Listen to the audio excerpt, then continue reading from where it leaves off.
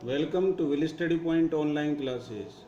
Student, यदि आप मेरे वीडियोस देख रहे हैं तो प्लीज़ लाइक करिए, शेयर करिए, सब्सक्राइब करिए और don't forget to press the bell icon for more updates. Student, आज हम स्टार्ट कर रहे हैं इंग्लिश का जो टॉपिक है ग्रामर का, वो है एक्टिव एंड पैसिव वॉइस। इसको करने से पहले इसका जो बेसिक्स है वो समझते हैं कि वॉइस जो होता है वो क्या होता है। Student, the property of verb which shows whether the subject is doing or receiving the action is called voice. Property से मेरा मतलब है स्टूडेंट, यहाँ पर जो नेचर होती है वर्ब की, वर्ब जो अपनी नेचर शो करती है एक्शन को रिसीव करने की या एक्शन को करने की, तो वर्ब की इस नेचर को हम वॉइस कहते हैं। तो वॉइस क्या है? एक्शन को रिसीव करने की या एक्शन को करने की या रिसीव करने की जो नेचर है उसको वॉइस कहते हैं। वर्ब के द्वारा जो ये दो एक्शन किए जाते हैं उसको वॉइस कहते हैं। अब ये दो टाइप के होते हैं वॉइस, एक्टिव वॉइस और पैसिव वॉइस, जो कि हमारा टॉपिक भी है। तो एक्टिव वॉइस क्या है? अ सेंटेंस जो इन विच सब्जेक्ट और doer of the action is active is called an active voice. यदि कोई सेंटेंस के अंदर जो है एक्शन को करने वाला जो सब्जेक्ट है, जिसे हम डूअर भी कहते हैं, यदि वो एक्टिव रहता है, वो ज़्यादा इंपॉर्टेंट रहता है, तो हम उस सेंटेंस को एक्टिव वॉइस कहते हैं। तो एक्टिव वॉइस क्या है? एक सेंटेंस ही है, कोई कंफ्यूजिंग अपने अंदर क्रिएट ना करें। तो देखिए एग्जांपल, राजू ईट से मैंगो। यहाँ पर हमने राजू को इम्पोर्टेंस दिया है, हमें मैंगो से इम्पोर्टेंट रही है। हम ये कह रहे हैं कि राजू जो है वो ईट करता है मैंगो को। तो एक और है, देखिए, राम किल्स द स्नेक। हमें यहाँ पर जो है राम को हमने यहाँ पर ज़्यादा स्ट्रेस दिया है। हम ये कह रहे हैं राम जो है स्नेक को मारता है। और लोग भी मारते हैं, लेकिन हम यहाँ किस पर जो है स्ट्रेस दे रहे हैं? राम पर। तो जब हम क्या करते हैं, सब्जेक्ट को, जो कि यहाँ राम है, यहाँ राजू है, उसको एक्टिव कर देते हैं, उसको इम्पोर्टेंट कर देते हैं। तो उसके लिए हम जिस वॉइस का यूज़ करते हैं, जिस सेंटेंस का यूज़ कर रहे हैं, उसको हम एक्टिव वॉइस कहेंगे। हियर सब्जेक्ट राजू इज क्या है? एक्टिव या मोर इम्पोर्टेंट है देन किससे? ऑब्जेक्ट से। आगे बात करते हैं passive voice. A sentence in which the subject is passive. Passive मतलब जो ज़्यादा इंपॉर्टेंट नहीं हो, जिस सेंटेंस में सब्जेक्ट का इंपॉर्टेंस नहीं हो, ऑब्जेक्ट को इंपॉर्टेंस दिया गया हो, ऑब्जेक्ट पर स्ट्रेस किया गया हो, है ना, उसको हम पैसिव वॉइस कहते हैं, but the object is active. देखिए example, a mango is eaten by Raju. हम यहाँ पर जो है राजू को हमने ब्रैकेट में इसलिए लिखा है क्योंकि राजू को हम यहाँ इंपॉर्टेंस नहीं दे रहे, हम इंपॉर्टेंस दे रहे हैं मैंगो को, कि मैंगो जो है इटन किया जाता है। और भी एग्जांपल हम ले सकते हैं स्टूडेंट। अक्सर क्या होता है कि किसी के बैग में से कोई पेन वगैरह मिसिंग होता है, तो हम टीचर को बोलते हैं कि my pen has been stolen. अब आप ये तो बताते नहीं है कि by someone or by this one or by this girl, this boy. तो there you putting importance on the pen. Student, my pen has been stolen, by आप नहीं बोलते हैं वहाँ पर। तो जब हम जो है स्ट्रेस देते हैं ऑब्जेक्ट पर, ठीक है, या सब्जेक्ट को कह सकते हैं कि पैसिव कर देते हैं, ऑब्जेक्ट पर ही इंपॉर्टेंस डालते हैं, उस पर ही स्ट्रेस डालते हैं, तो इस तरह के जो सेंटेंस को हम पैसिव वॉइस कहते हैं। तो ये तो हुआ स्टूडेंट बेसिक। अब बात करते हैं रूल्स चेंज करने के, एक्टिव से पैसिव वॉइस में चेंज करने के जो रूल्स हैं वो क्या हैं, वो हम देखेंगे अब। तो देखिए, पहला जो मेरे पास है रूल नंबर 1, आप इन सभी रूल्स को बड़े ध्यान से अंडरस्टैंड करेंगे। आपको ये लर्न होने चाहिए टंग पर, तभी आप कोई भी एक्टिव आपको वॉइस दिया होगा तो उसका पैसिव बना पाएंगे। तो हमारा रूल नंबर 1 है, we interchange the subject and object according to the following table. जो सबसे इजी रूल है, पहले लोअर क्लास में पढ़ चुके हैं आप। He writes a letter. तो यहाँ पर आप देखेंगे स्टूडेंट, जो मैंने लिखा है a letter is written by him, तो यहाँ पर मैंने ऑब्जेक्ट को सब्जेक्ट बना दिया है, सब्जेक्ट को ऑब्जेक्ट बना दिया। ये मेरा पहला रूल है कि सब्जेक्ट ऑब्जेक्ट को इंटरचेंज कर देते हैं। ये क्रॉस वाला सिस्टम आपको यूज करना है, सब्जेक्ट और ऑब्जेक्ट को इंटरचेंज कर देंगे। ये देखिए, ये मैंने यहाँ पर क्रॉस बना दिया है।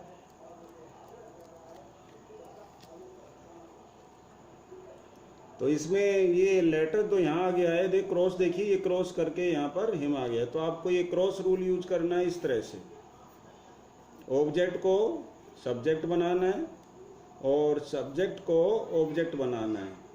नंबर 2, जो यहाँ पर वर्ब है उसको आपको चेंज करना है टेबल के अकॉर्डिंग। वो रूल आपका नंबर 2 आएगा, वो भी आपको दिखाएंगे। पहले सब्जेक्ट को ऑब्जेक्ट, ऑब्जेक्ट को सब्जेक्ट बनाना है, उसके लिए कौन सी टेबल है वो ये है, आपको याद करनी है। यदि सब्जेक्ट आई हो तो आप उसको मी बनाएंगे, वी हो तो अस बनाएंगे, ये दोनों फर्स्ट पर्सन कहलाते हैं। यू सेकंड पर्सन है, यू का यू कर देंगे, ही का हिम, सी का हर, इट का इट, दे का देम कर देंगे। रूल नंबर 2 देखिए यहाँ पर अगर वर्ब आपको दे रखी हो तो उस केस में आप क्या करेंगे। ये देखिए रूल नंबर 2, इसमें आप देख रहे हैं कि यदि मेरे पास वर्ब आ जाती है तो मुझे क्या करना होता है। ये देखिए we always use verb third, यानी कि पास्ट पार्टिसिपल। वर्ब थर्ड का दूसरा नाम है past participle. In passive voice में हम जो है हमेशा वर्ब थर्ड यूज करेंगे। और रूल नंबर जो 3 है वो है हेल्पिंग वर्ब जो होती है, जो मैं आपको बता रहा था अभी ऊपर। हेल्पिंग वर्ब जो होती है वो चेंज होती है according to the given table. इस जो मैं अभी आपको टेबल दिखा रहा हूँ उस टेबल के अकॉर्डिंग आपको हेल्पिंग वर्ब चेंज करनी है।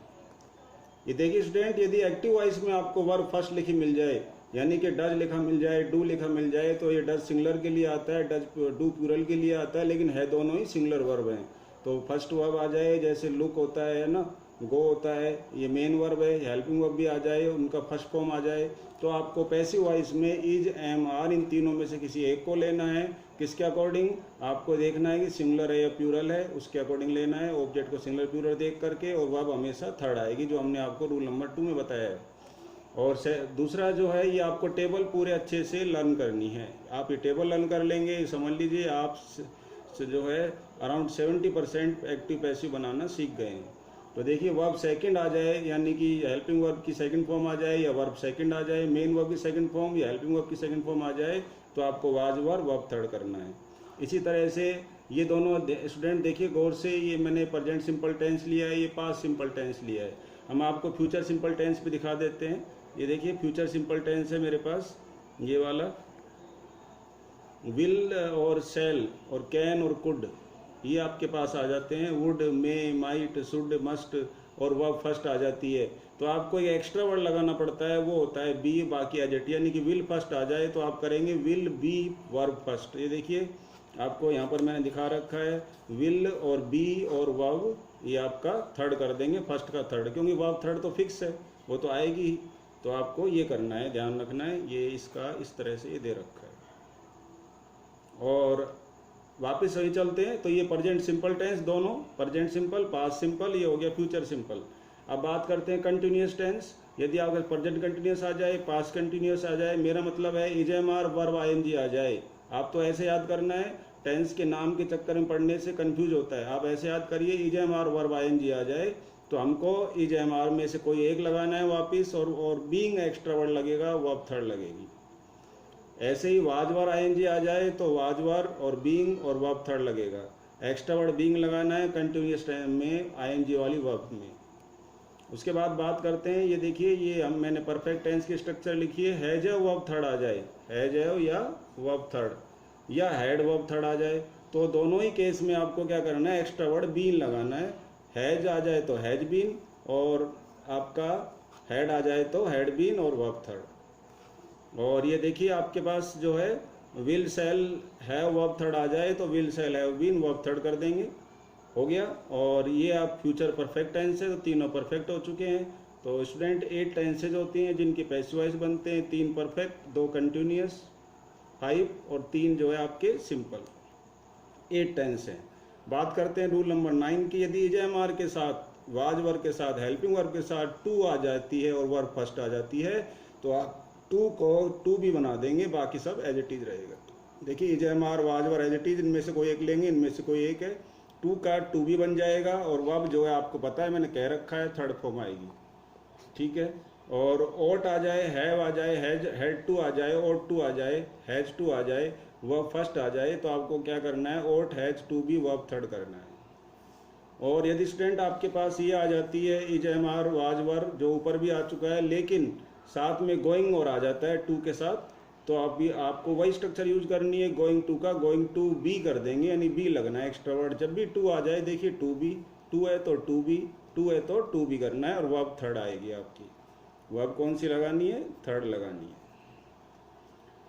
तो ये तो थे स्टूडेंट रूल्स। अभी इन्हीं रूल्स पे बेस आप क्या सोच रहे होंगे, सर को एग्जाम्पल देते तो अच्छा रहता, तो एग्जाम्पल मैंने दिए हैं। रूल नंबर 1 जो है इसका एग्जाम्पल देखिए, ये एग्जाम्पल है रूल नंबर 1 का। फर्स्ट फॉर्म लिखी मिलेगी आपको, इज, एम, आर थर्ड करना है। देखिए ये मेरे पास फर्स्ट फॉर्म है, we sell watches here. Sell क्या है, फर्स्ट फॉर्म है, है ना। तो आपको क्या करना है, इज एम आर थर्ड करना है। तो पहले मेन चीज करते हैं, ये आपका क्या है, सब्जेक्ट है, ये ऑब्जेक्ट है।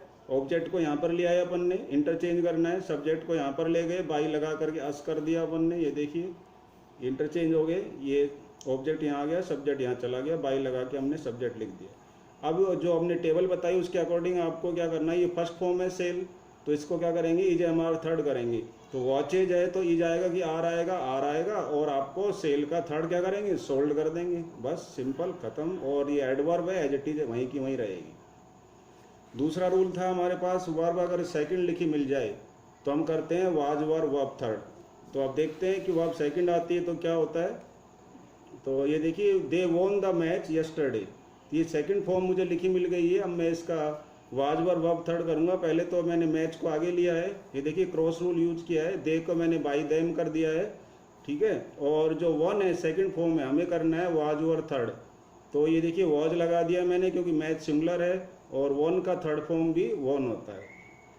स्टूडेंट कैसे पता लगा ये सेकंड फॉर्म है, इसके साथ हेल्पिंग वर्ब नहीं हो तो इसको सेकंड फॉर्म मानेंगे क्योंकि थर्ड भी यही होती है, और यदि इसके साथ है जब लिखा हो तो इसको थर्ड मानेंगे। ऐसे ही आप जो है सभी जो है एग्जाम्पल्स को आप एक एक करके देखेंगे, ऊपर रूल से इसको मैच करते हुए प्रैक्टिस करेंगे, देखते जाएंगे सबके सब, आपको ये अच्छे से क्लियर हो जाएगा।